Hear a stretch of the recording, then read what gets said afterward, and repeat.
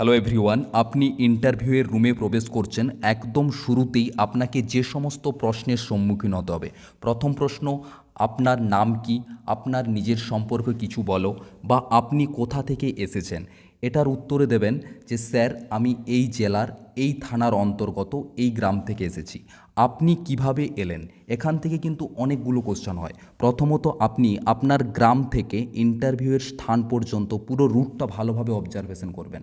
কারণ আপনাকে এরকম কোশ্চেন করা হতে পারে যে আপনি যখন আসছেন বা ট্রেনে আসছেন বা বাসে আসছেন, মাঝপথে কোনো নদী ছিল কি না, নদীর নাম কি, পাহাড় ছিল কি না, পাহাড়ের নাম কি। তো অবশ্যই আপনার রুটে কোনো নদী, পাহাড় বা কোনো বিশিষ্ট কোনো বিখ্যাত কোনো বিষয় থাকলে অবশ্যই সেগুলো দেখে নেবেন। আবার জিজ্ঞাসা করা হতে পারে যে আপনি ট্রেনে এসেছেন, টিকিটের মূল্য কত ছিল, সিট নাম্বার কত। এগুলো দেখা হয় যে আপনি কারেন্ট সিচুয়েশনে কতটা সচেতন। দ্বিতীয়ত দেখুন, আজ এখানে আসতে কোনো সমস্যা হয়েছে কি না। এটার উত্তর দেবেন যে না স্যার, আজ এখানে আসতে আমার কোনো সমস্যাই হয়নি। এরপরের কোশ্চেন, আপনার এলাকায় যাতায়াতের ব্যবস্থা কেমন। যদি আপনার গ্রামীণ এলাকা হয় তো অবশ্যই বলবেন যে স্যার আমার এলাকায় যাতায়াত ব্যবস্থা অতটা ভালো নয়। আমার গ্রাম থেকে শহরের দিকে বা আমি যেখানে বাস ধরি বা আমার স্টেশনের দিকে যেতে হলে আমাকে অটোয় করে বা বাইকে করে যেতে হয়। আপনি নিজের এলাকা সম্পর্কে সচেতন কিনা এটা জানার জন্য এই টাইপের কোশ্চেন কিন্তু করা হয়। আপনাকে আরও কোশ্চেন করা হতে পারে যে যদি জরুরি কাজে বাইরে যেতে হয় তখন কিভাবে যান, বা বা এরকম কোশ্চেন হতে পারে যে ধরুন হঠাৎ করে কেউ অসুস্থ হয়ে গেল, তখন আপনাদের এলাকা থেকে কিভাবে আপনারা হসপিটাল পর্যন্ত নিয়ে যান। এটার উত্তর দেবেন যে স্যার অবশ্যই ওই টাইমে কোনো অ্যাম্বুলেন্সকে কল করা হয় বা কোনো চার চাকা গাড়ির নাম্বারকে কল করা হয়। সবথেকে বেস্ট উত্তর হবে যে স্যার কোনো ব্যক্তি হঠাৎ অসুস্থ হয়ে পড়লে আমরা অ্যাম্বুলেন্সে কল করি, অ্যাম্বুলেন্সে এসে হসপিটালে নিয়ে যায় আর প্রথমত তার প্রাথমিক চিকিৎসা করে নিই। এরপরে দেখুন, কোশ্চেন হতে পারে যে আজকের নিউজ পেপার পড়েছেন কি না। যদি পড়ে থাকেন তাহলে বলবেন হ্যাঁ পড়েছি। তাহলে ওখান থেকে কোশ্চেন হবে যে আজকের হেডলাইন কী ছিল, আজকের বিশেষ বিশেষ খবর কী ছিল। আর না হয় উত্তর দেবেন যে স্যার আজকে সময়ের অভাবের জন্য নিউজ পেপার পড়া হয়নি। এরপরে কোশ্চেন হতে পারে যে বলতে পারবেন আজকে বাংলার তারিখ কত। তো অবশ্যই যে ডেটে ইন্টারভিউ দিচ্ছেন সেই ডেটের বাংলা তারিখ জেনে নেবেন। ওই ডেটে কোনো বিশিষ্ট ব্যক্তির জন্মদিন হলে সেটা জেনে নেবেন, কোনো বিশেষ দিন হলে সেটা জেনে যাবেন। কোশ্চেন হবে যে ব্রেকফাস্ট করেছেন, ব্রেকফাস্টে কী করেছেন। তো ওভারঅল বলতে চাইছি যে ইন্টারভিউয়ের দিনে আপনার শুরু থেকে শেষ অবধি প্রত্যেকটা জিনিসকে কিন্তু ভালোভাবে নোট করবেন। ওখান থেকেও কোশ্চেন হয়, ফার্স্ট ওপেনিং কোশ্চেন কিন্তু এখান থেকেই হয়ে যায়। ঠিক আছে, ওপেনিং কোশ্চেনের পরে পরেই আপনার উপস্থিত বুদ্ধি, প্রেজেন্স অফ মাইন্ড কীরকম সেটার জানার জন্য ওনারা আপনাকে কোশ্চেন করবে। যে বিভিন্ন টাইপের কোশ্চেন হতে পারে, আমি জাস্ট আপনাকে এক্সাম্পল দিচ্ছি যে হঠাৎ কেউ অসুস্থ হয়ে পড়লে আপনি কি করবেন। এখানে আপনি উত্তর দেবেন যে স্যার হঠাৎ যদি কেউ অসুস্থ হয়ে পড়ে তো আমি তো প্রথমে তার প্রাথমিক চিকিৎসা করি, তারপর অ্যাম্বুলেন্সে কল করি। ওনারা জিজ্ঞাসা করবেন ক্রস কোশ্চেন যে অ্যাম্বুলেন্সের নাম্বার কত, অ্যাম্বুলেন্সের ডায়াল নাম্বার কত। ঠিক আছে, তো অবশ্যই এগুলো জেনে যাবেন। যেগুলো এমার্জেন্সি হেল্পলাইন নাম্বার সেগুলো জানবেনই, কারণ ওখান থেকে কোশ্চেন হতে পারে। আর এইগুলো যদি বলতে না পারেন না, খুব একটা নেগেটিভ এফেক্ট পড়বে যে আপনি ইন্টারভিউ দিচ্ছেন, পুলিশের চাকরি করছেন, অথচ এমার্জেন্সি নাম্বারগুলো আপনার জানা নেই। ঠিক আছে, এরপরে দেখুন, কোশ্চেন হতে পারে যে হঠাৎ কারো বাড়িতে আগুন লেগে গেলে আপনি কি করবেন। তো এক্ষেত্রে উত্তর দেবেন যে স্যার হঠাৎ কারো বাড়িতে আগুন লেগে গেলে আমি প্রথমে ফায়ার সার্ভিসে কল করব, আর তারপরেই আমি এলাকার মানুষকে মানে জড়ো করে সেখানে জল দিয়ে নেভানোর চেষ্টা করব। ঠিক আছে, তো অবশ্যই দেখুন এমার্জেন্সি রিলেটেড যে নাম্বারগুলো আছে, যে পুলিশের হেল্পলাইন নাম্বার হচ্ছে 100, ফায়ার সার্ভিসের 101, ওমেন হেল্পলাইন হচ্ছে 1091, অ্যাম্বুলেন্সের 108। অ্যাম্বুলেন্সে 108 কখন কল করতে হয়, যে কোনো বড় দুর্ঘটনা বা জরুরি অবস্থা হলে। আর 102 কখন, গর্ভবতী মহিলা বা শিশুর কোনো সমস্যা হলে তখন আপনাকে অ্যাম্বুলেন্সের 102 নাম্বারে কল করতে হবে। 112তে আপনি পুলিশ, অ্যাম্বুলেন্স, ফায়ার সব একসাথে পেয়ে যাবেন। 112 নম্বরে কল করলে পুলিশ, অ্যাম্বুলেন্স, ফায়ার সব একসাথে আপনি পেয়ে যাবেন। তাহলে হঠাৎ কারো বাড়িতে আগুন লেগে গেলে আপনি কি করবেন, বা হঠাৎ কেউ অসুস্থ হয়ে পড়লে আপনি কি করবেন। এই যে উপস্থিত বুদ্ধি, প্রেজেন্স অফ মাইন্ডের যে কোশ্চেনগুলো আছে, এটা বিভিন্ন রকমের এমার্জেন্সি রিলেটেড আপনাকে কোশ্চেন করা হতে পারে। এইটা আপনি একটু নজরে রাখুন। প্রশ্নের উত্তর দেওয়ার নীতি হচ্ছে ভেরি ভেরি ইম্পর্ট্যান্ট। আপনি কিভাবে প্রশ্নের উত্তর দেবেন। দেখুন, প্রথমে প্রশ্ন শুনুন মন দিয়ে, 2 সেকেন্ড থামুন, এখানে বলতে চাইছি আপনাকে যিনি প্রশ্ন করছেন তাকে পজ হতে দিন, তারপর 1 থেকে 2 সেকেন্ড থেমে উত্তর দিন। উনি কোশ্চেন করছেন আর শেষ হচ্ছে কি হয়নি আপনি সঙ্গে সঙ্গে উত্তর দিচ্ছেন, এর থেকে বোঝা যায় আপনি কিন্তু তাড়াহুড়া করছেন বা আপনি নার্ভাস। আপনি পজ হন, ওনার কোশ্চেন শেষ হতে দিন, 2 সেকেন্ড থামুন, তারপর উত্তর দিন। ছোট এবং পরিষ্কারভাবে উত্তর দিন।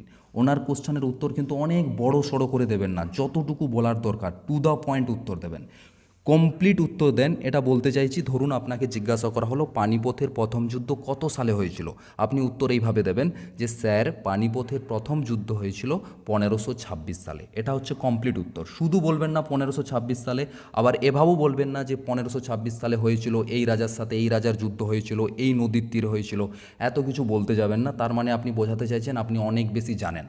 অনেক বেশি জানানোর যদি চেষ্টা করেন এখানেও কিন্তু আপনার সমস্যা হবে। তো টু দ্য পয়েন্ট উত্তর দেওয়ার চেষ্টা করবেন। উত্তরে যদি কোনো বিশিষ্ট ব্যক্তির নাম বলতে হয় তাহলে অবশ্যই মাননীয় বা মাননীয়া বলবেন। আপনাকে কোশ্চেন করা হলো যে পশ্চিমবঙ্গের বর্তমান পুলিশ মন্ত্রী কে রয়েছেন, আপনি যদি বলেন মমতা ব্যানার্জি বা মমতা বন্দ্যোপাধ্যায়, এটা সঠিক উত্তর, কিন্তু আরও পারফেক্ট উত্তর দিতে হলে বলবেন যে পশ্চিমবঙ্গের বর্তমান পুলিশ মন্ত্রী রয়েছেন মাননীয়া মমতা ব্যানার্জি বা মমতা বন্দ্যোপাধ্যায়। যদি প্রশ্নের উত্তর জানা না থাকে তাহলে বলবেন দুঃখিত স্যার, এই মুহূর্তে আমার এই প্রশ্নের উত্তর মনে পড়ছে না।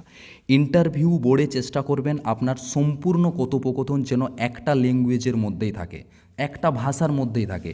বাংলা ভাষার সাথে ইংরেজি মেশানোর চেষ্টা করবেন না। একটা আধটা ইংলিশ ওয়ার্ড আসবেই আসবে, কিন্তু অনেক বেশি বাংলা ইংলিশ মিক্সচার করার চেষ্টা করবেন না। নার্ভাসনেস কীভাবে কাটাবেন? দেখুন, নার্ভাস হতেই পারেন বা ভয় লাগতেই পারে, এটা স্বাভাবিক।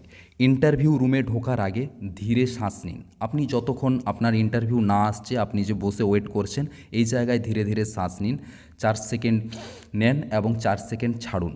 মনে মনে ভাবুন আমি যতটা জানি ততটাই বলবো, আমি খুব সুন্দরভাবে আজকে ইন্টারভিউ দেবো। এই দুটো লাইন বলতে থাকুন আর ধীরে ধীরে ডিপ শ্বাস প্রশ্বাস নেন। ইন্টারভিউ বোর্ড আসলে কি দেখে? আপনি কতটা কনফিডেন্ট, আপনার কথা বলার ভঙ্গি, আপনি চাপের মধ্যে নিজেকে কিভাবে সামলাচ্ছেন। প্রথমত আপনার চাপ হবেই হবে, ওনারা জানে আপনি ইন্টারভিউ দিতে আসছেন মানে একটা চাপের মধ্যে আছেন। তাছাড়াও আপনাকে এমন কিছু কোশ্চেনও করা হতে পারে যেগুলোতে আপনি চাপে পড়ে যেতে পারেন। তো এই চাপের মধ্যে নিজেকে কিভাবে সামলাচ্ছেন, আপনি কিভাবে প্রশ্নের উত্তর দিচ্ছেন, আপনার হাঁটা চলা এবং বসার ধরন কেমন, কোনো প্রশ্নের উত্তর দিতে না পারলে আপনি কীরকম আচরণ করছেন। আপনাকে এমন কিছু কোশ্চেন করা হতে পারে আপনার জানা থাকবে না, তো সেই প্রশ্নের উত্তর যখন আপনি দিতে পারছেন না তখন আপনি কীরকম বিহেভিয়ার করছেন, এটা কিন্তু খুব ইম্পর্ট্যান্ট। মনে রাখবেন, উত্তর দিতে না পারাটা কিন্তু কোনো সমস্যা নয়। উত্তর আপনার আচরণ সমস্যা হতে পারে, কিন্তু উত্তর দিতে না পারার পর আপনার যদি কোনো খারাপ আচরণ ওনারা লক্ষ্য করেন তো সেটা আপনার সমস্যার কারণ হতে পারে। মন দিয়ে শুনুন। আপনি কোনো প্রশ্নের উত্তর দিতে না পারলেও একদম কনফিডেন্ট থাকবেন, চোখের দিকে তাকিয়ে থাকুন, একদম কনফিডেন্ট থেকে বলুন যে স্যার এই মুহূর্তে আমার এই প্রশ্নের উত্তর মনে পড়ছে না। এটাই ওনারা ভালো চোখে দেখবেন যে এনার উত্তর জানা নেই, তারপরও এই কনফিডেন্ট। কিন্তু আপনি উত্তর দিতে পারছেন না, অনেক বেশি বিচলিত হয়ে যাচ্ছেন, ঘাবড়ে যাচ্ছেন বা ভয় পাচ্ছেন বা কোনো মুদ্রা দোষ করছেন, চুলে হাত দিচ্ছেন বা উপর দিকে তাকাচ্ছেন, এসব একদম করবেন না। এগুলো একটা নেগেটিভ প্রভাব ফেলবে। আপনার উত্তর জানা থাক বা না থাক, আপনি কনফিডেন্ট সবসময় থাকুন। আপনার হাতেই রয়েছে আপনি ইন্টারভিউর মোড় কোন দিকে ঘোরাবেন। ইন্টারভিউর শুরুতে আপনাকে এমন কিছু কোশ্চেন করা হবে, সেই জায়গা থেকে আপনি কিন্তু আপনার ইন্টারভিউর মোড় ঘুরিয়ে নিতে পারেন। উদাহরণস্বরূপ আপনাকে বলা হলো আপনার সম্পর্কে বলুন, আপনাকে কোশ্চেন করা হবে আপনার সম্পর্কে বলুন। এক্ষেত্রে আপনি নিজের নাম, মায়ের নাম, বাবার নাম বলতে শুরু করলেন, কিন্তু মনে রাখবেন ওনারা আপনার যে কোনো প্রশ্নের উত্তর 30 সেকেন্ড শুনবে, তারপর কিন্তু ওনারা আপনাকে অন্য প্রশ্ন করবে। তাই মেন টপিকটাকে তুলুন, যেটা বলার আপনার ইন্টারভিউর মোড়কে ঘোরাতে পারে, যেটা বললে আপনার ইন্টারভিউর মোড় ঘুরতে পারে। বলতে এটাই চাইছি, ধরুন আপনাকে বলতে বলা হলো যে আপনার নিজের সম্পর্কে বলুন, আপনি আপনার বাবার নাম বলছেন, মায়ের নাম বলছেন। আসলে এটা কিন্তু ইন্টারভিউ বোর্ড শুনতে চাইছে না। অ্যাকচুয়ালি শুনতে চাইছেন যে আপনি কে, আপনি কি করেন, আপনার কি হবি রয়েছে, আপনি কি কাজ করেন। এগুলো বললে অনেক বেশি চান্স আছে যে এই সম্পর্কে ইন্টারভিউ হতে পারে। আপনি এমন একটা হবি বললেন যে আমার হবি এই, তো হবি থেকে কোশ্চেন হয়ে যাবে। আমি পড়াশোনার সাথে সাথে এই কাজ করি, বর্তমানে আমি এই কাজ করি, এগুলো যদি বলার সুযোগ পান তাহলে এখান থেকে কোশ্চেন হবে। আর আপনি যদি প্রথমেই বাবা মায়ের নাম বলতে বলতেই 10-15 সেকেন্ড টাইমটা খেয়ে দেন, ওনারা কিন্তু অন্য কোশ্চেন করে দেবে, তখন আপনি আসল জিনিসটাই বলতে পারবেন না। তো চেষ্টা করুন একদম টু দ্য পয়েন্ট কিছু এগুলো তুলে ধরতে, যেগুলো থেকে আপনার ইন্টারভিউর মোডটা কিন্তু অন্যদিকে ঘুরতে পারে। যেটা বলছিলাম সেলফ ইন্ট্রোডাকশন, আপনার হাতে 30 সেকেন্ড সময় থাকবে যে কোনো কোশ্চেনের উত্তরে। যে কোনো কোশ্চেনের উত্তরে আপনি কিন্তু 30 সেকেন্ডের সময় পাবেন। 30 সেকেন্ড পরপরই কিন্তু আপনাকে ওনারা অন্য ক্রস কোশ্চেন করবে বা ওটা বলতেই দেবে না। তো 30 সেকেন্ডের মধ্যে মেন টপিকগুলো বলবেন। আপনি শুধুমাত্র আপনার নাম, কত দূর পড়াশোনা করেছেন, কত সালে কোন জায়গা থেকে করেছেন, আপনার হবি কী রয়েছে এটা অবশ্যই বলার চেষ্টা করবেন। হবি থেকে ওনারা কোশ্চেন করবেন, হবিটা ভালোভাবে দেখে নেবেন। কোনো একটা হবি যেটা রয়েছে সেটা থেকে কোশ্চেন হলে আপনার ইন্টারভিউ ওই দিকে ঘুরে যাবে। আপনার আপনি বর্তমানে পড়াশোনার সাথে সাথে আর কি করছেন, কি কাজ করছেন সেগুলো বলবেন। আপনি এমন একটা কাজ বললেন, সেই কাজ থেকে কিন্তু কোশ্চেন হবে যে আমি বাচ্চাদের টিউশন পড়াই, পড়াশোনার সাথে সাথে আমার পরিবারকে আর্থিকভাবে সাপোর্ট করার জন্য বাচ্চাদেরকে টিউশন পড়ায়। তো বাচ্চাদেরকে টিউশন পড়ানোই কোশ্চেন হতে পারে। আমি টোটো চালাই, তো টোটো চালানো থেকে কোশ্চেন হতে পারে। ঠিক আছে, তো আপনি কিছু একটা বলার চেষ্টা করবেন যেখান থেকে আপনার কোশ্চেনগুলো ঘুরবে। নিজের সম্পর্কে বলুন, মানে আপনি কেমন ব্যক্তি, আপনি কি কাজ করেন, এটাই ওনারা জানতে চাইছেন। বসা, হাঁটা এবং বডি ল্যাঙ্গুয়েজ। দরজায় নক করুন যদি অপশন থাকে। অপশন হয়তো থাকবে না, কারণ আপনি যেখানে ইন্টারভিউ দেবেন সেটা একটা হল রুমের মধ্যে ইন্টারভিউ হবে। আপনার দরজার সাথে বোর্ডের ডিস্টেন্স অনেক বেশি থাকবে, তো নক করলেও ওনারা শুনতে পাবে না। একজন থাকবেন আরক্ষী, যিনি আপনাকে গাইড করে দেবেন যে আপনার ইন্টারভিউ আছে, তিনি হয়তো আপনার দরজা খুলে দেবে। আপনাকে রুম থেকে দরজার সামনে দরজা খুলে আপনাকে বলতে হবে, মানে নক করার অপশানটা পাচ্ছেন না, দরজা আপনিই খুলবেন। দরজা খুলে দরজার সামনেই দাঁড়িয়ে থেকে বলুন যে স্যার আমি কি ভিতরে আসতে পারি। ওনারা বলবেন হ্যাঁ আসুন, সঙ্গে সঙ্গে আপনি বলবেন ধন্যবাদ স্যার। তারপর হেঁটে চলে যান বোর্ডের সামনে গিয়ে চেয়ারের ডান পাশেই দাঁড়ান। ঠিক আছে, চেয়ারের পাশে দাঁড়ান এবং 2 থেকে 3 জনকে নমস্কার স্যার, নমস্কার ম্যাম বলুন। বোর্ডে 5 থেকে 6 জন থাকবেন, 5-6 জনকে নমস্কার স্যার, নমস্কার ম্যাম, নমস্কার স্যার, এতটা অনেক বলার দরকার নেই। 2-3 জনকে ফন্টে বলে দেন নমস্কার স্যার, নমস্কার ম্যাম। ওনারা যতক্ষণে আপনাকে যতক্ষণ না বসতে বলবেন, আপনি কোনোভাবেই চেয়ারে বসবেন না। বসতে বলা হলে খুব ধীরে আরামসে চেয়ারে বসবেন এবং যখন আপনাকে বসতে বলা হবে তখন আবার বলবেন ধন্যবাদ স্যার। আবার কেউ কেউ নমস্কার স্যার না বলে গুড মর্নিং স্যার, আপনি বোর্ডের একদম কাছে গিয়ে good morning sir, good afternoon sir বা গুড আফটারনুন ম্যামও বলতে পারেন, নমস্কারও বলতে পারেন, গুড মর্নিং স্যার, গুড আফটারনুনও বলতে পারেন। ইন্টারভিউর মিডিল টাইমে আপনাকে যে টাইপের কোশ্চেন করা হবে, আপনার প্রিয় বিষয় কোনটা ছিল স্কুলে, বা আপনার প্রিয় বিষয় কী এবং সেটা কেন। স্কুল লাইফে কোনো এক্সট্রা কারিকুলার অ্যাক্টিভিটি ছিল কি না, এখানে বলবেন ইয়েস স্যার বা ইয়েস ম্যাম। স্কুলে আমি ডিবেট, স্পোর্টস, এনসিসি বা কালচারাল অ্যাক্টিভিটির সাথে যুক্ত ছিলাম। স্কুলের শিক্ষক সম্পর্কে কিছু বলুন, এখানে বলবেন যে স্যার আমার স্কুলের শিক্ষকরা বা স্কুলের শিক্ষক শিক্ষিকারা খুবই সহযোগী ছিলেন, তারা শুধু পড়াশোনা নয় নৈতিকতা ও শৃঙ্খলার গুরুত্ব শেখাতেন। এরপরে ওই মিডিল টাইমের একদম শেষের দিকে কিছু অপিনিয়ন বেস বা সিচুয়েশন টাইপের কোশ্চেন হতে পারে, যে দুটো পরিস্থিতি বলে দেবে, যে দুটো পরিস্থিতি বলবে যে এই পরিস্থিতিতে আপনি কি করবেন বা দুটোর মধ্যে আপনি কোনটা বেছে নেবেন। তো এই টাইপের অনেক কোশ্চেন, সিচুয়েশন বেস কোশ্চেন আমার আপলোড করা আছে, আপনারা চাইলে ভিডিওগুলো দেখে নিতে পারেন। একদম শেষের দিকে কিছু জিকে প্রশ্ন ওনারা করতে পারেন, জিকে প্রশ্নগুলো একদম শেষের দিকে ওনারা করেন। তো কি করবেন এর জন্য, যে কোশ্চেন পড়ে আপনি মেন এক্সাম দিয়েছিলেন সেই কোশ্চেনগুলো একবার চোখ বুলিয়ে নিন। এছাড়া নিজের এলাকা, নিজের জেলা, নিজের রাজ্য সম্পর্কে ভালোভাবে প্রিপারেশন হয়ে নিন, এখান থেকে অবশ্যই কোশ্চেন হবে।